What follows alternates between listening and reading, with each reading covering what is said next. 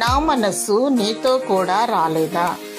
2 రాజులు 5వ అధ్యాయము 26వ వచనము. దేవుని మనస్సు మరియు ఆయన దృష్టి సర్వ ప్రపంచమంతటిలో సంచరించు. ఆయనకు మరుగయున్నది ఏదీ లేదు. హృదయాంతరములను ఎరిగినవాడు. ఆయన నుంచి తప్పించుకొని నరుడెవరు? తలంపులు పుట్టక మునిపే ఆయన ఎరిగి ఉన్నవాడు. నీవు ఎక్కడ ఉన్నా, ఏ పని చేయుచున్నా దేవుని దృష్టి నీతో కూడా ఉండును.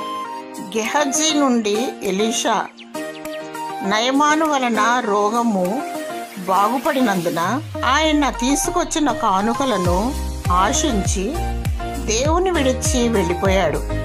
ఎలీషా దేవుని ఆత్మగలవాడై ధనము సంపాదించుకొనుటకు ఇది సమయమా? నా మనసు నీతో కూడా రాలేదా? మనస్సు నుంచి శాపగ్రస్తుడయ్యాడు. దేవుని దృష్టిలో నమ్మకముగా ఉండుము. పైనున్న వాటిని వెదుకుము. నీవు బహుగా ఆశీర్వదింపబడుదువు. దేవుని ప్రసన్నత నీ పైన, నీ కుటుంబము పైన ఉండునుగాక.